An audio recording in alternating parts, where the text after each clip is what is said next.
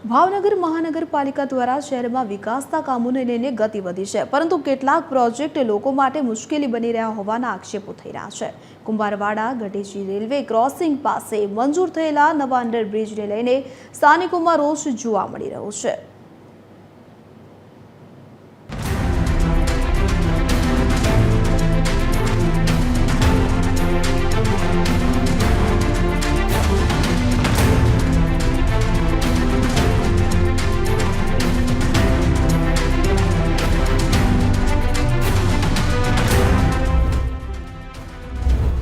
ભાવનગર શહેરના કુંભારવાડા વિસ્તારમાં આશરે 1 લાખ જેટલી વસ્તી વસે છે।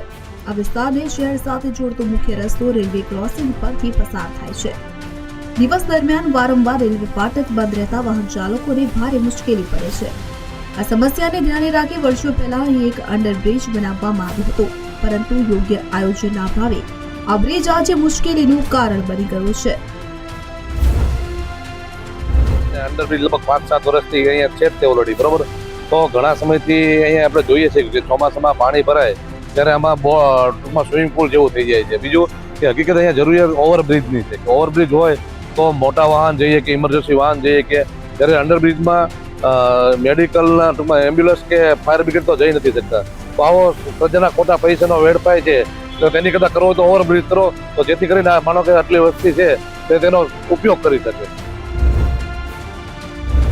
ફાટક કર્યું તે 20 કલાકમાંથી 20 કલાક જ્યારે બંધ રહેતું હોય તો અહીંયા ફ્લાયઓવર બ્રિજની હંમેશા કુંભારવાડાની માંગણી રહી છે, કારણ કે કુંભારવાડામાં 1 લાખ જેટલી વસ્તી વસવાટ કરે છે અને સામાન્ય લોકો વસવાટ કરતા હોય ત્યારે તેઓ એને અવર જવર કરવા માટેના બે માત્ર રસ્તાઓ છે, બંને ફાટકના રસ્તાઓ છે।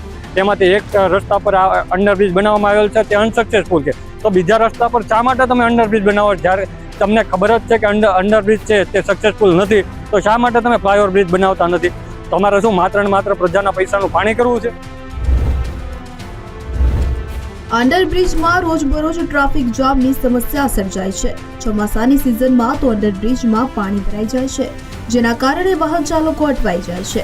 બ્રિજની ઊંચાઈ ઓછી હોવાના કારણે ફાયર બ્રિગેડ અને 108 જેવી ઇમરજન્સી સેવાઓ પણ અહીંથી પસાર થઈ શકતી નથી, પરંતુ મહાનગરપાલિકાનું કહેવું છે કે આ વખતે વૈજ્ઞાનિક પદ્ધતિથી બ્રિજ બનાવાશે એટલે સમસ્યા નહીં સર્જાય।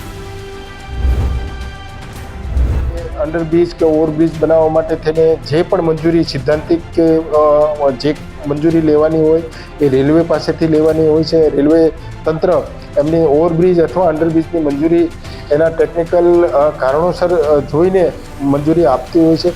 અમારી પણ ડિમાન્ડ હતી કે ઓવરબ્રિજ બનાવીએ, પરંતુ કોઈ ટેકનિકલ કારણોસર અંડરબ્રિજની મંજૂરી આપી છે।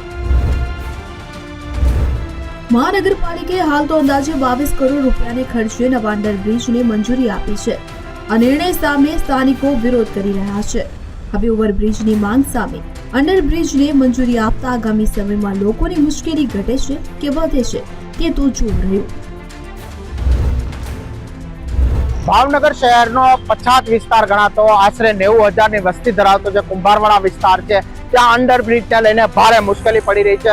કુંભારવાડા વિસ્તારમાં રેલવે ક્રોસિંગ નજીક અંડરબ્રિજ આવેલો છે, જે અંડરબ્રિજમાં વારંવાર ટ્રાફિક જામની સમસ્યા સર્જાય છે। જ્યારે બીજી તરફ વાત કરીએ તો ચોમાસા દરમિયાન આ અંડરબ્રિજ છે તે પાણીથી ભરાઈ જાય છે, ત્યારે લોકોને ભારે મુશ્કેલીનો સામનો કરવો પડે છે। ત્યારે બીજી તરફ વાત કરીએ તો ગઢેચી ફાટક છે, ત્યાં બીજો અંડરબ્રિજ બનાવવા માટે મંજૂરી આપી દેવામાં આવી છે। ત્યારે આ અંડરબ્રિજની જગ્યાએ ઓવરબ્રિજ બનાવવા માટે લોકોની છે તે એક માંગ ઉઠી છે, કારણ કે અંડરબ્રિજને લઈને કોઈ ઇમરજન્સી વાહનો ચાલી શકે નહીં। બીજી તરફ વાત કરીએ તો જે પ્રકારે ચોમાસા દરમિયાન પાણી ભરાવાને લઈને અંડરબ્રિજમાં છે તે લોકોને જવામાં મુશ્કેલી પડે છે, ત્યારે આ તમામ મુશ્કેલીનો સામનો લોકોને ના કરવો પડે તે માટે ઓવરબ્રિજ બનાવવામાં આવે તેવી લોક માંગ ઉઠી છે। અલ્પેશ ડાભી, TV 13, ભાવનગર।